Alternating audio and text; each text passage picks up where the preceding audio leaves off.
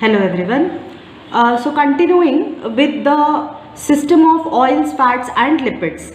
The next concept that we would be learning is about soaps, their manufacturing and the cleansing action of the soaps. So we already know that glycerol is the main backbone of any kinds of fats, oils and lipids. Now fats and oils are triesters of glycerol. We already know that glycerol is a component containing OH group, that is an alcohol type of group. Now this can be esterified when reacted with a fatty acid system. So fatty acid system reacts with alcohol like glycerol, which is commonly called as a esterification reaction, to give us oils and the triesters of the glycerol. So glycerol, it contains 3 alcohol groups and therefore can form 3 ester groups. So 3 OH groups are present, hence it can form 3 ester groups.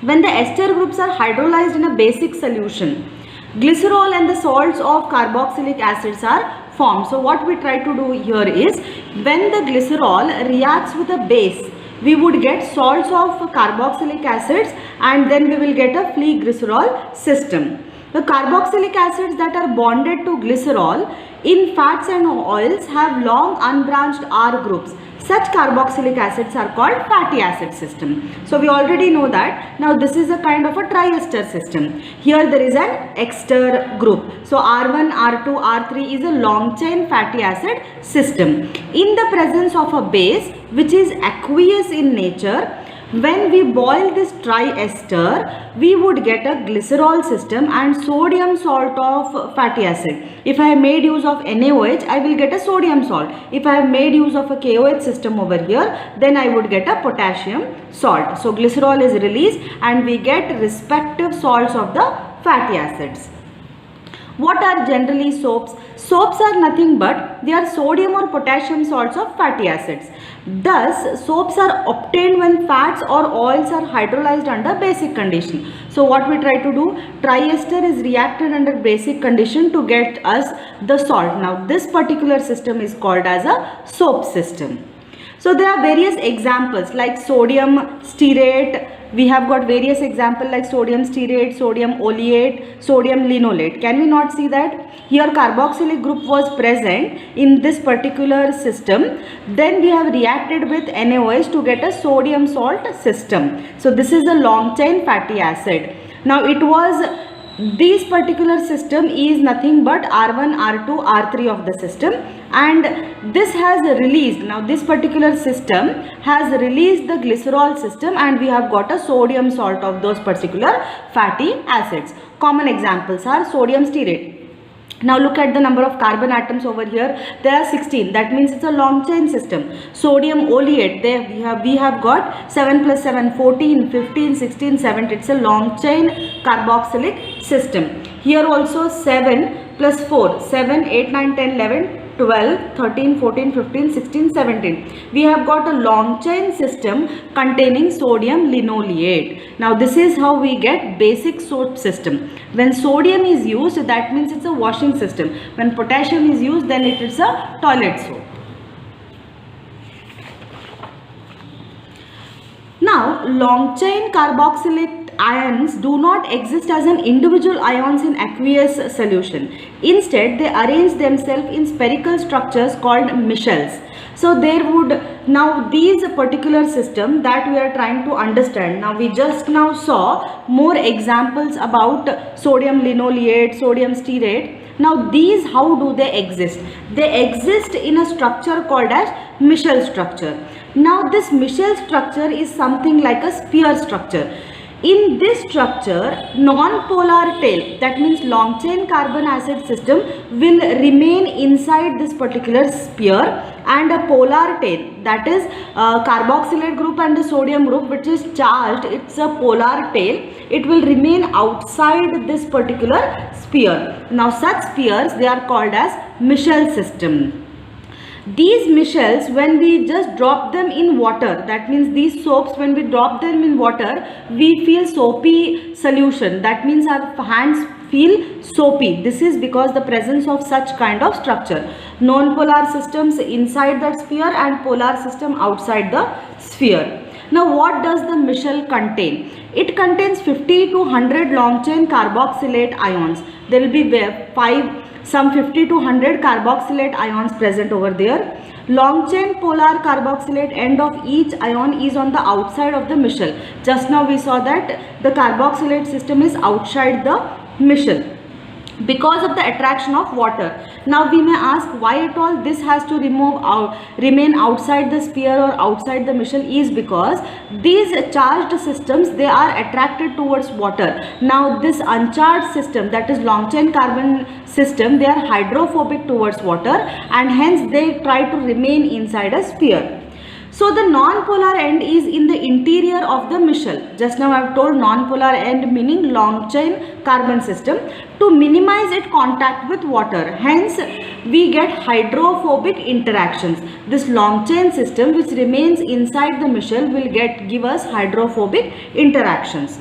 The attractive forces of hydrocarbon chains for each other in water are called as hydrophobic interactions. Now in this particular mishal system, the non-polar tail will try to attract each other and hence they try to remain inside so that they do not interact with water, and hence such kind of interactions they are called as hydrophobic interactions. Now we already know that how to synthesize a soap or how to produce a soap, but what is the mechanism of cleansing action of this particular soap? Now soaps are nothing but they are the system of mishal system. What are mishals? Mishals are negatively charged on the outside and inside we have a non-polar tail. Surface of the mishal is negatively charged. We already have seen that. That means the carboxylate group is present. The individual mishals, they try to repel each other. This is because the charged species, they try to repel each other and they do not want to come in contact with each other. This is how the cleansing ability of the soap is analyzed, and hence that is how the cleansing ability of the soap is present. From the fact that non-polar oil molecules will carry dirt. Now what is dirt? Dirt is nothing but it can be an oil system, it can be a lipid system which would fall on the clothes. So this can be carried out by the non-polar long chain system. In this way the mechanism of cleansing action takes place. The non-polar system would dissolve the non-polar interior of the mishal and are carried away with the soap during rinsing. Now soap, actually how does this happen? The cleansing action of the soap, how does that happen? Soap lowers the surface tension of water, which is why the soap solutions will feel slippery. We know that the surface tension of the water is lowered when we add soap to the system and hence we feel slippery. Now what happens when we try to lower the surface tension? Surface tension enables the soap to penetrate the fibers of the fabric. In this way, when there is a low surface tension, now this soap can enter through the fabric and then it will enhance its cleansing ability. Compounds that lower the surface tension of water all have a polar head group and a long chain non-polar tail. They are called as surfactants. Not only the soap systems, but whenever there is a presence of a long chain non-polar tail and a polar head group, such a system may also be called as surfactant system. But this is true when the water is soft water. That means there is no excess ions in the system. But there is also an example called as hard water. What are the hard water system? Hard water system is nothing but where the ions like magnesium and calcium are present. Once we try to add the soap to the hard water system, then it will be seen that we either get a bathtub ring or it is also called as soap scum. Now why? This is because the mishals which were previously either sodium or potassium salts, now they will form salt with magnesium or calcium. Now this wood is not at all helpful for the cleansing action. Now to overcome this, detergents were introduced. So there is a difference between a soap and a detergent. To overcome the problem with the hard water, detergents were searched and they were introduced. What are generally detergents or soaps? They are nothing but they are soaps of sulfonic acid system.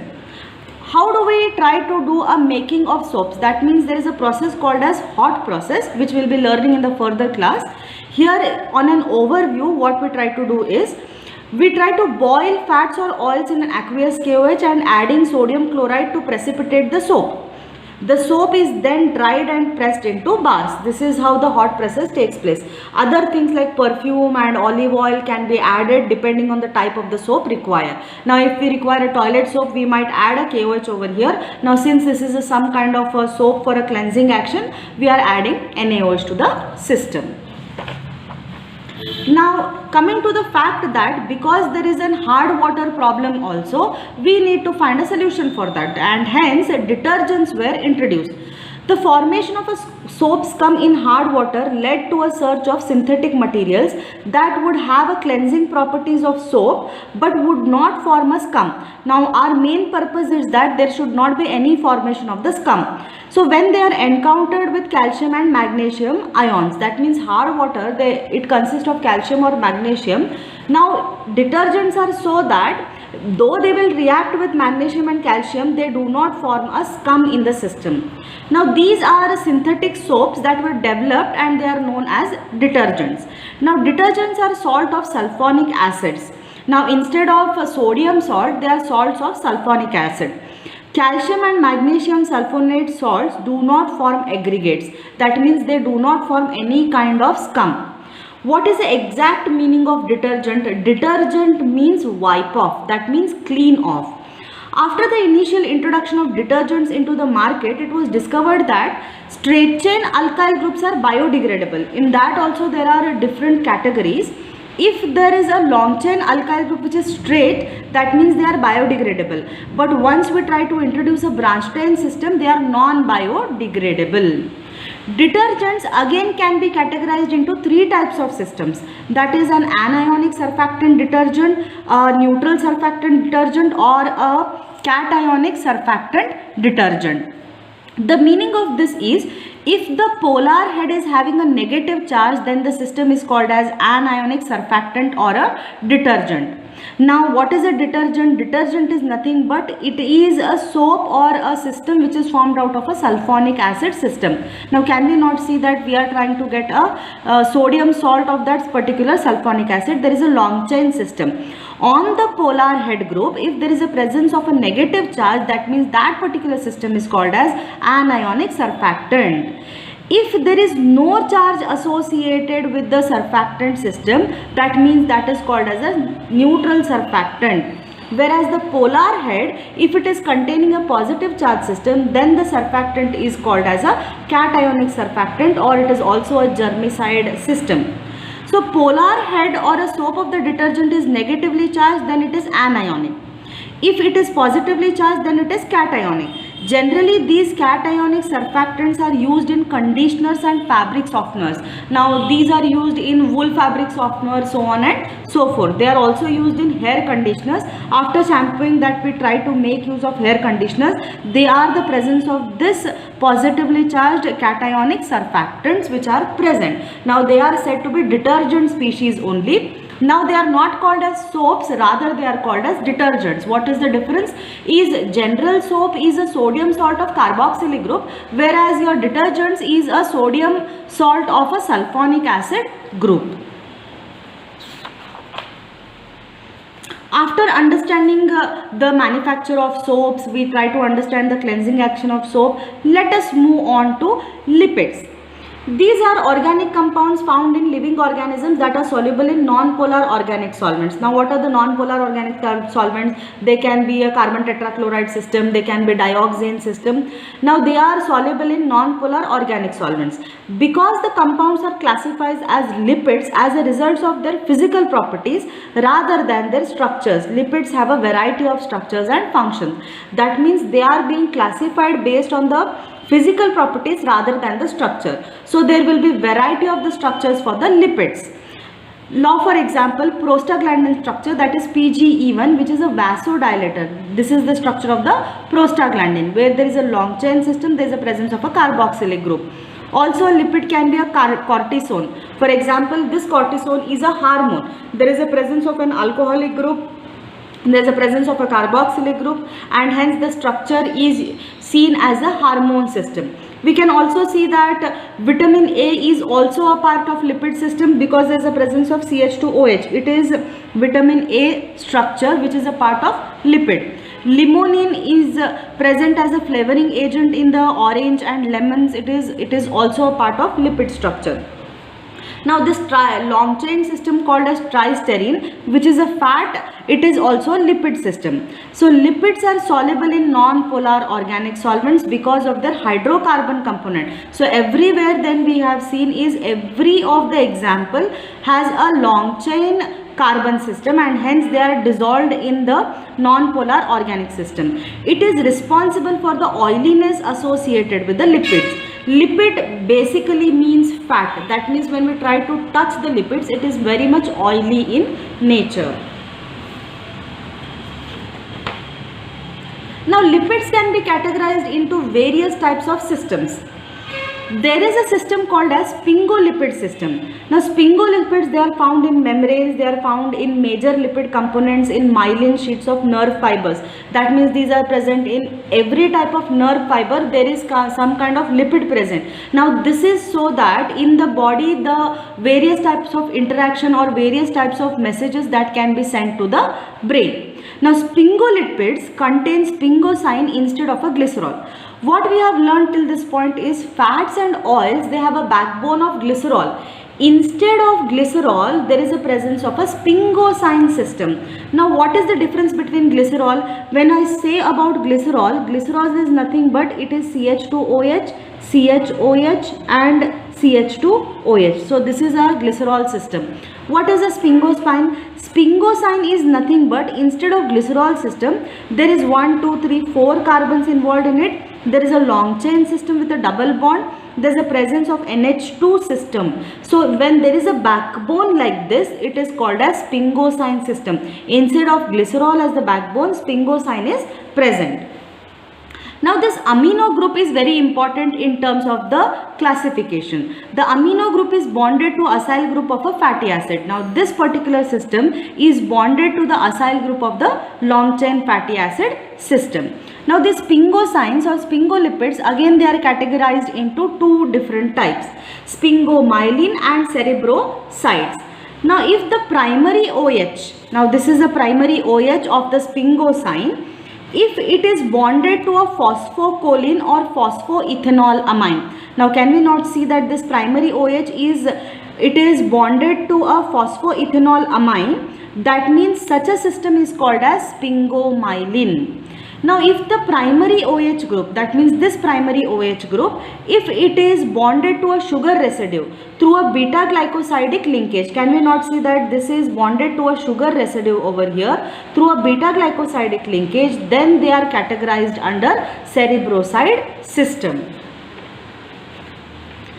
There is a next category called as phospholipids. Now these are also called as phosphoacylglycerides. They are also called as phosphoglyceride system or glyceride systems.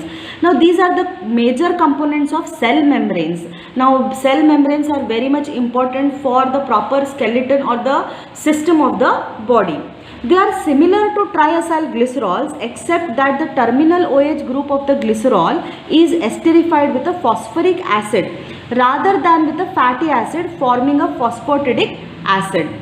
Because they contain phosphorus or phosphate group, they are classified as phospholipids. The C2 carbon of glycerol in phosphoacylglycerols has an R configuration. So when we see glycerol system, we obviously know that CH2OH, CHOH, CH2OH. One of the primary OH group is now attached to a phosphate group. Instead of an OH group, it is now attached to a phosphate group. Hence the system is called as phospholipids. Now the second carbon atom of this glycerol system, it is going to have an R configuration.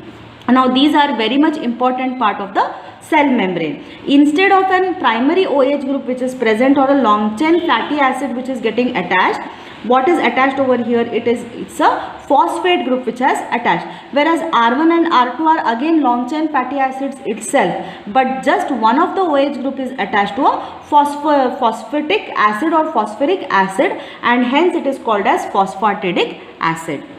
Now These phosphatidic acids are simplest phosphoacylglyceryls and are present only in small amounts in membranes. They are very much present in a small amount in membranes. The most common phosphoacylglyceryls in membranes have a second phosphoester linkage. There may be extra linkages which may be present. The alcohols most commonly used to form this second ester groups are ethanolamine, choline and serine. That means if they want to have a second ester group attached, then ethanolamine, choline and serine can be used. Now phosphatidyl ethanolamines are also called as cephalins. Now they are also called as cephalins. So phosphatidyl group, if it is getting attached to a cephalin ethanolamine system, then it is called as a cephalin system. Phosphatidyl cholines are called lecithin. Now if my phosphatidyl group is attached to a choline system, then they are called as lecithin. Now lecithins are important because they are used in emulsifying agents.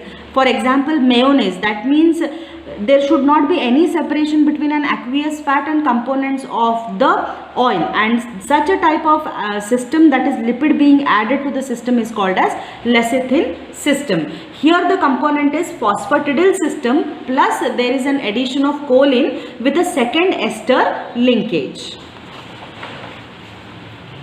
Now let us look at the structure of a cephalin system. Now look at this. The structure of a cephalin system is phosphatidyl system. Now this particular second ester system is attached to an ethanol amine system. Now when it is attached to a choline system, then it is called as a lecithin system. If it is attached to a serine system, that means a amino acid system, then it is called as phosphatidyl serine system. So a cephalin system, lecithin system, serine system. What is the difference is OH is replaced by ethanolamine, OH is replaced by a choline system. Here OH is replaced by a serine system. The phosphoglycerides, they form membranes by arranging themselves in a lipid layer. So they are arranged like this in a lipid layer. The polar heads of a phosphoacylglycerols are on the outside of the lipid layer. So these are the polar head, they will remain outside the bilayer, while the fatty acid, that means this long chain R1 and R2, they will remain inside, forming a lipid bilayer system. This forms a part of cholesterol, that is a membrane lipid in the interior of the bilayer. So these are the long chain system which are present inside. These polar head groups are present on the outside. This is something similar to that of a Michel system. Now, the polar heads of the phosphoacylglycerides are on the outside of the bilayer. That is what we have seen. While the fatty acid chain and the cholesterol are a membrane lipid. How much is a typical bilayer? It is about 50 angstrom, with the non-polar chain being inside and a polar chain being outside. The fluidity of the membrane is controlled by the fatty acid components of the phosphoacylglycerol. So whether the membrane is fluid, whether it is going to accept, that means osmotic system, whether it is going to accept the osmotic system or no, it is all decided by this phosphoacylglycerol because they are part of the membrane system. So long chain saturated fatty acids decrease the membrane fluidity because their hydrocarbon chain can pack closely together. So if they have a very long chain only saturated group, they would decrease the membrane fluidity. If there is no membrane fluidity, that means it cannot accept more amount of the nutrients which will come in the food or in the type of the blood. Hence, the long chain saturated fatty acids are not good for the membrane system. So cholesterol, it decreases the fluidity. That is how increase of the cholesterol is not good for the health. Only animal membranes contain cholesterol. So animal membranes are more rigid than plant membranes. Because there is a presence of a cholesterol system, animal membranes are said to be more rigid system. So there should not be much increase in the presence of this cholesterol system. But whereas the plant membranes, they do not contain cholesterol and hence the rigidity is not present. The unsaturated fatty acid chains of a phosphoacylglyceryls are susceptible to reaction with an O2. That means oxidation takes place. If there is a presence of a long chain, very long chain unsaturated fatty acids, it will now form a reaction with oxygen. Now oxidation of phosphoacylglycerol can lead to degradation of the membranes. So to control that, there should not be any free radical of the oxygen present and it might degrade the membrane. For example, vitamin E is an important antioxidant that protects the fatty acid chain from degradation via oxidation. Now, vitamin E is also called as alpha tocopherol. It is classified as a lipid because it is soluble in non-polar organic solvents. Now, this kind of structure is given for a vitamin A system, which is called as alpha tocopherol. It is important so that there should not be any oxidation. Now, we can see that because there is no presence of any type of double bond in the long chain system, there cannot be any oxidation. This prevents further oxidation of the other fatty acids present on the membrane. The next category of the lipid systems is called as glycolipids. Let us now understand what are the glycolipids. Glyco meaning what? Carbohydrates. So glycolipids are the lipids with carbohydrate attached by a glycosidic bond. The basic structure of the glycolipid is the presence of a carbohydrate in monosaccharide or oligosaccharide bound to a lipid moiety. To the long chain lipid moiety, either it is a monosaccharide which is bound or it is a oligosaccharide which is bound. The lipid complex is most often composed of either glycerol or sphingosine. Now, either the backbone is glycerol or sphingosine. What is sphingosine? Presence of an NH2 and OH system, which gives rise to two main categories of glycolipids: glyceroglycolipids, sphingolipids. If the backbone is glycerol, then it is called as glyceroglycolipids. If the backbone is sphingosine, that means they are categorized into sphingolipids. Now, carbohydrates are used as a ligand component of glycolipids, and their structure varies depends on the structure of the molecule it binds to. Now, these are generally said to be binding systems, and they are very much important as a ligand component. Now, let us say that what is the general structure of a glycolipid? So, there is a carbohydrate system over here. This Y is a lipid. Now, if this Y lipid is attached to a glycerol system, then it is called as glyceroglycolipid. Now, if this Y is attached to a sphingosine backbone, then it is called as sphingoglycolipid. So, these are the major categories of the glycolipids. One is a glyceroglycolipid, the other one is called as sphingoglycolipids. So, there are various types of glycolipids. One of the example is called as glyceroglycolipids. Now, acylated or non-acylated glycerol with at least one fatty acid as the lipid complex. For example, photosynthetic membranes are the part of this glyceroglycolipids. Galactolipids meaning what? Instead of a monosaccharide, a general monosaccharide, galactose sugar is attached to the glycerol lipid molecule. Example is in the chloroplast membrane. Sulfolipids, they possess sulfur. They contain functional group in the sugar moiety attached to the lipid and can be associated with the sulfur cycle in plants. That means absorption of the sulfur in the plant can be associated with the sulfolipids. Glycosphingolipids, a sphingosine complex as a lipid complex. A sphingosine is a long chain of carbon atoms with amine and alcohol as a functional group. So, these are found in the nervous tissue. So, these are the various categories of the glycolipids. There are categories of cerebrosides also. There are galactocerebrosides, glucocerebrosides, sulfatates. That means they contain a sulfate group. Ganglioside, negatively charged oligosaccharides are present. That means that Y component, various types of system. Globosides, that means more than one sugar complex is present. Glycophosphospingolipids, glycophosphotidyl linositols, so on and so forth are the categories of the cerebrosides.